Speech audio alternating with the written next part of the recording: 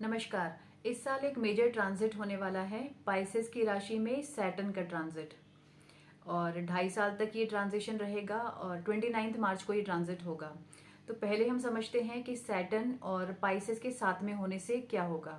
Pisces 12वीं राशि है, जल तत्व की राशि है और इसका स्वामी है जुपिटर। जुपिटर क्या है? आराम है और एकांत है, या यूं कहिए स्पिरिचुअलिटी है। तो या फिर ये ना एक लॉसेस की राशि है। और वहीं सैटर्न हमारे कर्म या फिर हमारी जॉब्स का कारक है। तो सैटर्न जब ट्रांजिट करेंगे पाइसेस की राशि में तो उससे आपके जॉब लॉसेस के चांसेस बनते हैं। तो ऐसे सिचुएशंस बनेंगे कि आपको जॉब लॉस होगा। आप वॉलेंटरीली जॉब छोड़ रहे हैं या इनवॉलेंटरीली, वो डिपेंड करता है कि सिचुएशन कैसी है। बट जॉब लॉसेस एक सिग्निफिकेंट प्रिडिक्शन है। तो ये जो मैं बता रही हूँ ये जनरल प्रिडिक्शन है। देखिए ये ना आपके जॉब को अफेक्ट कैसे करेगा।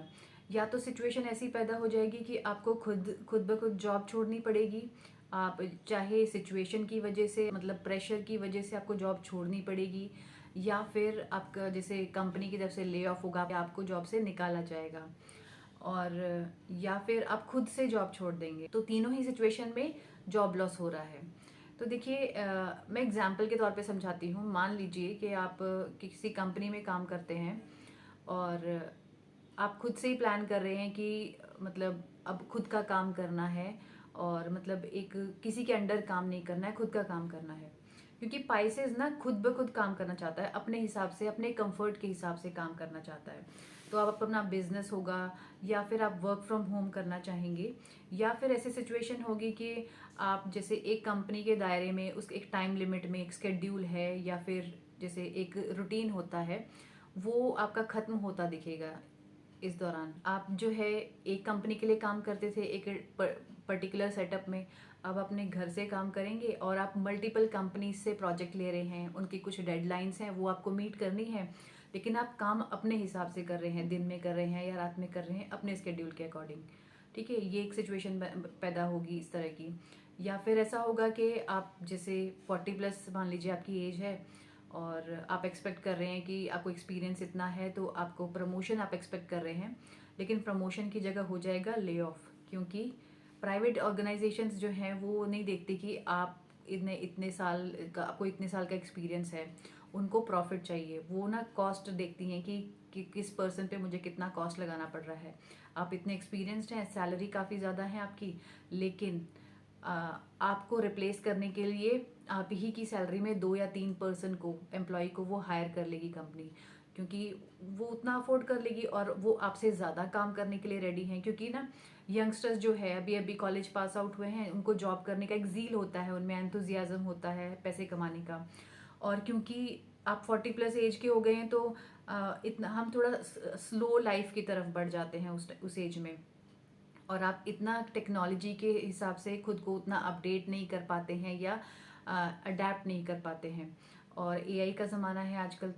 जो यंगस्टर है, जो न्यू एम्प्लॉय है, वो ना अपने आप को उस चीज़ में ढाल लेगा। वो आपसे ज़्यादा काम करने को रेडी है, आपसे कम सैलरी पे भी रेडी है।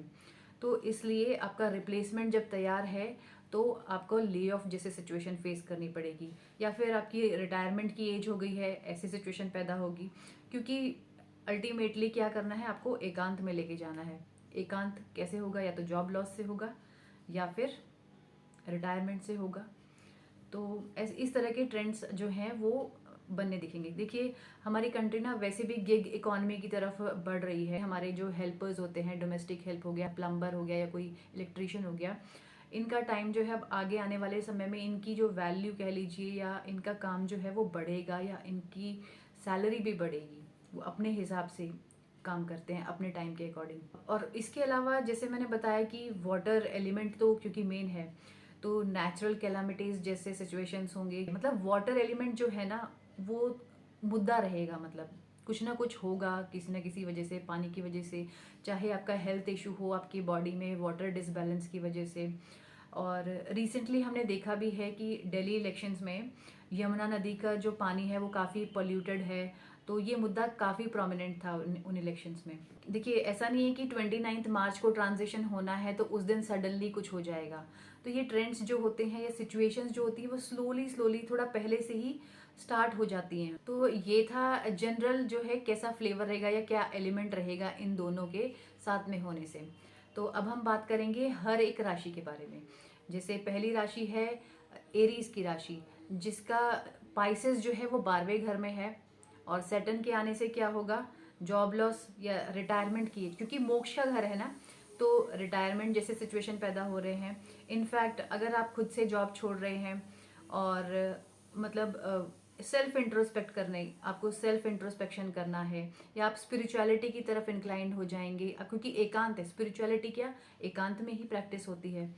और आप अगर फॉरेन कंट्री जाने का प्लान कर रहे हैं तो उसके लिए बहुत ही अच्छा समय है एरीज राशि वालों के लिए, क्योंकि आपका पाइसेस जो है 12वें घर में है। 12वां घर क्या है, अब्रॉड है, फॉरेन लैंड है। तो वहाँ के चांसेस, फॉरेन लैंड भी आपको एकांत ही देती है। आप अपना घर छोड़ते हैं, अपनी कंट्री छोड़ते हैं, एकांत में जाते हैं, तो वैसे सिचुएशन होगी। साथ ही साथ आपको थोड़े नींद के इश्यूज होंगे, इंसोम्निया जैसे इश्यूज आपको सैटर्न जो है वो देंगे ही। और देखिए, सैटर्न ना 4 घरों को डायरेक्टली इफेक्ट करता है, जिस घर में ऑलरेडी है उसमें भी, और इसकी 3 दृष्टि, तीसरी, 7वीं और 10वीं दृष्टि जिन घरों पे पड़ रही है वो भी इफेक्ट होते हैं।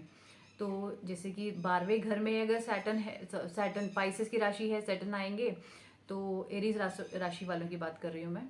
तो तीसरी दृष्टि कहाँ पे होगी, दूसरे घर पे। तो दूसरा घर हमारे फिनेंसेस का है, तो आप सडनली आपको फिनेंसेस, आपका जो संचित धन है आपकी फैमिली का, उसकी तरफ आपका ध्यान जाएगा, या आप यूँ कहिए कि पैसा बचाने का थोड़ा ट्राई करोगे, एक्सपेंसेस को थोड़ा कम करने का ट्राई करोगे, और आपको थोड़ा खाने पीने का, अपनी डाइट का स्पेसिफिकली ध्यान रखना होगा इस समय पर। तो बढ़ते हैं टॉरस राशि, जिसका पाइसेस जो है वो 11वें घर में है, जो कि बहुत अच्छा साइन है, क्योंकि इनके लिए कि इन्होंने अपनी लाइफ का अब तक स्ट्रगल जो है काफ़ी कर लिया है, अब इनके लिए अच्छा समय आने वाला है। या यूँ कहिए कि सैटर्न, शनि जो है, इनको अपनी मेहनत का फल अभी देते हुए जाएंगे, क्योंकि पाइसेस जो है इनके गेन्स के घर में है। 11वां घर क्या होता है, हमारी गेन्स का, हमारी नेटवर्क सर्कल का, लेकिन इनको संभलने की ज़रूरत है। अपने दोस्तों या अपना नेटवर्क जो है वो सोच समझ कर बनाएं। अपने जो अगर दोस्त हैं, लंबे समय से अगर दोस्ती है उनके साथ, आप देखें कि कौन आपके लिए अच्छा है, कौन बुरा है, कौन आपका वेल विशर सही में है। और इवन इनकी लाइफ से लोग छटते हुए नजर आएंगे, जो इनके लिए अच्छे नहीं हैं वो चले जाएंगे, जो कि बहुत ही अच्छी चीज़ है, क्योंकि बुरे लोगों के साथ आप लंबे समय तक बने रहे उसका कोई फ़ायदा तो है नहीं। और जो आपकी लाइफ में कुछ अच्छा या पॉजिटिव नहीं लेके आ रहा है, उस इंसान को आपकी लाइफ में रखने से कोई मतलब भी नहीं है। और क्योंकि गेन्स की राशि है, तो स्टॉक मार्केट जैसे मतलब उससे गेन हो, या फिर आपने जो काम इतने समय से करते आ रहे हैं उसके थ्रू आपका गेन हो, किसी न किसी वे में आपको गेन होगा। लेकिन टॉरस राशि वालों के लिए, क्योंकि देखिए तीसरी दृष्टि इनके लग्न में पड़ रही है, पहले घर पे ही पड़ रही है शनि की, तो आपको अपनी हेल्थ का ध्यान बहुत ज़्यादा ज़रूरी है। आपको पसीना बहाना बहुत ज़रूरी है, तो एक्सरसाइज के लिए आप अपना टाइम जो है ज़रूर डिवोट कीजिए। अब हम बात करते हैं जेमिनाई राशि की, जिसका पाइसेस है 10th हाउस में। और 10th हाउस क्या है, हमारे जॉब्स का। तो क्या होगा, जॉब चेंज होगी, जॉब लॉस होगा। इनफैक्ट आप अपना बिजनेस स्टार्ट करने का सोच सकते हैं, ऐसा सिचुएशन बनेगी। और क्योंकि आपकी तीसरी दृष्टि 12वें घर पे पड़ेगी, तो उससे आपको ना नींद के इशू हो सकते हैं ज़रूर, क्योंकि तीसरी दृष्टि ना थोड़ी दुखदाई होती है सैटर्न की। और इसके अलावा 7वीं दृष्टि कहाँ पड़ेगी, आपके चौथे घर पे, यानी कि आपको मदर से रिलेटेड कुछ इशू भी हो सकता है, जैसे उनको कुछ बोन्स का इशू हो गया या उनकी हेल्थ पर कुछ इशू हो गया, तो वो भी हो सकता है। तो 10वें घर में पाइसेस है, सैटर्न है, तो 7वीं दृष्टि मैंने बताया कि इनके चौथे घर पे पड़ेगी, और 10वीं दृष्टि इनके 7वें घर पे पड़ेगी। तो आपके, अगर आप बिजनेस करते हैं, कोई पार्टनर अगर ऑलरेडी आपका है, बिजनेस पार्टनर है, तो उससे आपको गेन्स होंगे, अच्छा रहेगा आपके लिए। ऐसा भी हो सकता है कि आपका लाइफ पार्टनर, आपका स्पाउस जो है, उसके थ्रू आपका जो है कुछ काम बन जाए, तो ऐसे सिचुएशंस पैदा होंगी। अब हम बात करते हैं कैंसर राशि की, जिसका 9वें घर में पाइसेस है। और 9वां घर क्या है, पिता से थोड़े कोल्ड रिलेशन या दूरी देगा सैटर्न। और साथ ही साथ आपका रिलीजन की तरफ भी इंक्लाइनेशन होगा, आप रिलीजियस बुक्स पढ़ेंगे, या फिर आप लॉन्ग डिस्टेंस ट्रैवल भी करेंगे इस दौरान। और इसके अलावा हायर एजुकेशन परस्यू करना चाहेंगे और लॉन्ग डिस्टेंस ट्रैवल करेंगे, ऐसे सिचुएशंस होंगे। और थोड़ा इनको ध्यान देना पड़ेगा अपनी इनकम एंड गेन्स पे, थोड़ा सा मतलब इनको अपने काम जो करेंगे ना उसके अकॉर्डिंग उतना पैसा नहीं मिल पाएगा। साथ ही साथ इनका जो है तीसरे घर पे, क्योंकि 7वीं दृष्टि पड़ रही है सैटर्न की, तो अपने छोटे सिबलिंग के साथ, आपके यंगर सिबलिंग के साथ कुछ ना कुछ थोड़े कोल्ड रिलेशंस बनेंगे। अब हम बात करते हैं लियो राशि की, जिनकी पाइसेस राशि जो है वो 8वें घर में है और सैटर्न एंटर होंगे तो हेल्थ इश्यूज देंगे, क्योंकि वैसे भी ये थोड़ा सा मतलब सीक्रेटिव हाउस है और हेल्थ के लिए थोड़ा नेगेटिव हो जाता है। तो आपको अपने लोअर बॉडी का ध्यान रखना है, जैसे बैक पेन हो सकता है, लोअर बॉडी को आपका कुछ ना कुछ इशू रहेगा, आपको जैसे बैक पेन या फिर नी पेन या लेग से रिलेटेड कुछ ना कुछ इशू हो सकता है।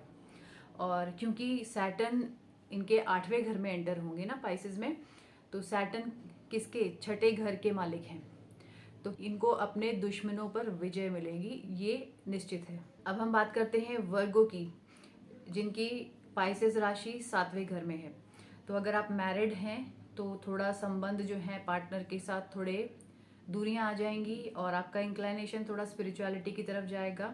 और इनफैक्ट अगर आप रिलेशनशिप में हैं और शादी होने के चांसेस भी बनते हैं, अगर आप ऑलरेडी मैरिड नहीं हैं तो शादी भी हो सकती है, ऐसे सिचुएशंस होंगी।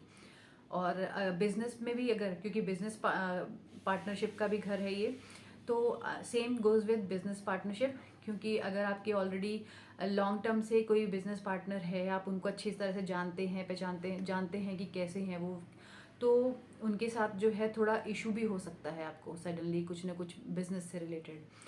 और कोई नया बिजनेस पार्टनर अगर देख रहे हैं तो वो आप देखभाल करके ही सिलेक्ट कीजिए। इसके साथ साथ आपको हेल्थ इशू जरूर देगा ये, क्योंकि सैटर्न की दृष्टि आपके वर्गो लग्न वालों के लिए, सैटर्न की दृष्टि 7वीं दृष्टि आपके लग्न पे पड़ रही है, तो हेल्थ पे ध्यान देना बहुत ज़रूरी है। खाना पीना उस पर ध्यान दीजिए, साथ ही साथ पसीना ज़रूर बहाइए, एक्सरसाइज के लिए टाइम ज़रूर निकालिए, चाहे आप कितने भी बिजी हों। अब हम बात करते हैं लिब्रा की। लिब्रा वालों के लिए जो है पाइसेस की राशि 6ठे घर में है, 6th हाउस थोड़ा नेगेटिव होता है, तो आप जॉब से रिलेटेड कुछ ना कुछ इशू आप फेस करेंगे। और या फिर ऐसा भी सिचुएशन हो सकती है कि आपके जो पेरेंट्स हैं उनके अपने सिबलिंग के साथ कुछ प्रॉपर्टी को लेकर डिस्प्यूट, या फिर प्रॉपर्टी का बंटवारा, या फिर आपके मामा मासी चाची ताया जो भी है उनके साथ कुछ ना कुछ लिटिगेशन या कोर्ट केसेस या लोन से लेकर से रिलेटेड कुछ ना कुछ कोर्ट केसेस का जो है प्रॉब्लम आएगा। और साथ ही साथ इनके लिए हेल्थ पे ध्यान देना भी बहुत ज़रूरी है, क्योंकि सैटर्न की तीसरी दृष्टि इनके 8वें घर पे पड़ रही है। 8वां घर क्या है, नेगेटिव होता है, हमारी हेल्थ वाइज बहुत नेगेटिव होता है, तो आपको अपने हेल्थ का ध्यान बहुत ज़्यादा ज़रूरी है ध्यान रखना। ठीक है, अब हम बात करते हैं स्कॉर्पियो एसेंडेंट की, जिनकी पाइसेस राशि जो है 5वें घर में है। तो सैटर्न अगर आएंगे तो अगर आप ऑलरेडी प्रेग्नेंट हैं तो प्रेगनेंसी में थोड़े इशू हो सकते हैं वाटर डिसबैलेंस को लेकर, या कुछ छोटी मोटी इमरजेंसी भी हो सकती है, तो आप जो है हैंडी रखिए अपने डॉक्टर्स का नंबर्स वगैरह। और इसके अलावा बच्चों को लेकर, अगर ऑलरेडी बच्चे हैं आपके, मैरिड हैं आप, तो बच्चों को लेकर थोड़ा आपका ना फोकस ज़्यादा बच्चों पे आ जाएगा, बच्चों की पढ़ाई को लेकर कुछ नेगेटिविटी आएगी आपकी, आप उनको डांट रहे हो सारा दिन की पढ़ नहीं रहे हैं, ये वो आपका फोकस उनकी तरफ ज़्यादा आ जाएगा। अगर आप क्रिएटिव फील्ड में हैं, डांसिंग, सिंगिंग या म्यूजिक से रिलेटेड आप कुछ करियर परस्यू करना चाहते हैं, उसके लिए बहुत ही अच्छा समय है, सो गो अहेड विद इट। अब हम बात करते हैं सेजिटेरियस। तो सेजिटेरियस जिनका लग्न है उनके लिए पाइसेस की राशि 4थे घर में है। तो 4था घर है हमारी मदर का और हमारा घर, खुद का घर जो होता है, तो घर में आपके कुछ ना कुछ या तो कंस्ट्रक्शन के चांसेस बनेंगे, या फिर आप रेनोवेशन कराएंगे अपने घर में, या फिर ऐसा होगा कि मदर को कुछ ना कुछ हेल्थ इशू हो सकता है, स्पेसिफिकली बोन्स से रिलेटेड कुछ इशू हो सकता है, नी पेन से रिलेटेड कुछ इशू होगा। और इसके अलावा आपको घर छोड़ना पड़ेगा, किसी न किसी सिचुएशन ऐसी होगी कि आप जॉब के लिए या पढ़ाई के लिए जो है दूसरे शहर में शिफ्ट होंगे या घर शिफ्ट करेंगे, हॉस्टल जाएंगे, तो ऐसी सिचुएशन बनेगी। अब हम बात करते हैं कैप्रिकॉन के लिए। कैप्रिकॉन जो है उनका पाइसेस जो है तीसरे घर में है। तो सबसे पहले तो आपका यंगर सिबलिंग, छोटा भाई या बहन है, उसके साथ कुछ इशू भी हो सकता है। साथ ही साथ आप उनके अंडर, उनके गाइडेंस में कुछ नया काम करने का ट्राई करेंगे या स्टार्ट करेंगे। जैसे कि इवन अगर आपका कुछ हॉबी है, आपके कुछ इंटरेस्ट हैं, आप उससे रिलेटेड कुछ आप काफ़ी टाइम से सोच रहे हैं कि उसको एज अ करियर परस्यू किया जाए, तो उसके लिए भी बहुत अच्छा समय है। आप जो है अपनी हॉबी, अपने अपने स्किल्स को, कोई नई स्किल्स एक्वायर कर सकते हैं, अपना स्किल्स सेट जो है अपडेट कर सकते हैं, और उससे भी आप जो है आपकी अर्निंग स्टार्ट होगी एक। अब हम बात करते हैं एक्वेरियस राशि की, जिनका पाइसेस सेकेंड हाउस में है। सेकेंड हाउसेस क्या है? हमारी फूड हैबिट्स का है और हमारी ओरिजिनल फैमिली का है, हमारे पेरेंट्स और भाई बहन, और आपके फिनेंसेस का है। तो आपको अपने फिनेंसेस को लेकर ना आप थोड़े से कंजर्वेटिव हो जाएंगे, थोड़े एक्सपेंसेस कम करेंगे, और कहाँ इन्वेस्ट करना है उसको लेकर आपका फोकस थोड़ा और ज़्यादा सतर्क हो जाएंगे आप। आपका फोकस आएगा कि फैमिली की इनकम को, या आपके एसेट्स, या आपका संचित धन है उसको कैसे बचाना है या कैसे बढ़ाना है, उसकी तरफ आपका फोकस आएगा। साथ ही साथ आपको अपने खाने पे ज़रूर ध्यान देना होगा। तो खाना जो है मेजरली आपका जो है अफेक्ट होगा। हो सकता है कि आपको ठंडा खाना खाने को मिले, क्योंकि कोल्ड प्लैनेट है सैटर्न, वहाँ जाएंगे आपको ऐसा होगा कि आपको खाना ही नहीं मिल रहा ढंग से। और इनफैक्ट आपका फिनेंसेस को लेकर या किसी ना किसी मुद्दे को लेकर आपकी फैमिली के साथ थोड़ा मन मुटाव होगा, कोल्ड रिलेशन बनेंगे। और अब हम आ गए हैं आखिरी राशि, यानी कि पाइसेस, लग्न की राशि। ठीक है, तो उनके लिए अब लग्न के ऊपर से सैटर्न जाएंगे ना, तो सबसे ज़्यादा अफेक्ट करेंगे लग्न, क्योंकि जिनका पाइसेस का ही है, तो लग्न पे ना बहुत ज़्यादा अफेक्ट करता है, आपकी पर्सनालिटी को अफेक्ट करता है। कुछ ना कुछ चेंजेस आते हैं पर्सनालिटी में, या तो आप बहुत ज़्यादा लेजी हो जाएंगे, या फिर हो सकता है अगर आपने अपने आप को थोड़ा संभाल के रख लिया, थोड़ा सा एफर्ट थोड़े ज़्यादा करने पड़ेंगे आपको कोई ना कोई काम करने के लिए। स्पेसिफिकली मैं बात कर रही हूँ स्कॉर्पियो, कैंसर और पाइसेस असेंडेंट के जो लोग हैं, उनको थोड़ा ज़्यादा एफर्ट्स डालने पड़ेंगे कंपेयर टू अदर पीपल। उनको ना थोड़ा अपने आप को कलेक्ट करना या ज़्यादा एफर्ट्स डालने पड़ेंगे कोई भी काम करने को लेकर, क्योंकि लेजीनेस है ना, तो लेजीनेस वाली राशियां हैं थोड़ी ये, स्पेसिफिकली कैंसर और पाइसेस सबसे ज़्यादा। और आपको ना फिजिकली अपनी फिजिकल हेल्थ पे ध्यान देने की बहुत ज़रूरत है, और मेडिटेशन वगैरह की तरफ आपका इंक्लाइनेशन थोड़ा बढ़ेगा, स्पिरिचुअलिटी की तरफ बढ़ेगा। आप ना एक्चुअली ये सोचेंगे, आपका माइंडसेट ना थोड़ा चेंज होता नज़र आएगा। लेजीनेस को हम ना कई बार मेडिटेशन या स्पिरिचुअलिटी की आड़ में लेजीनेस को परस्यू करते रहते हैं। हम सोचते हैं कि ये भी एक काम है, जबकि मेडिटेशन या स्पिरिचुअलिटी कोई काम नहीं है। आप नॉर्मल लाइफ के काम करते हुए भी स्पिरिचुअल हो सकते हैं, और थोड़ा समय अपना मेडिटेशन के लिए 5-10 मिनट भी निकाल सकते हैं। मेडिटेशन के लिए या स्पिरिचुअलिटी के लिए आपको कोई अपनी नॉर्मल लाइफ छोड़ने की ज़रूरत नहीं पड़ती है। तो ये हमने सभी राशियां इसमें कवर कर ली हैं।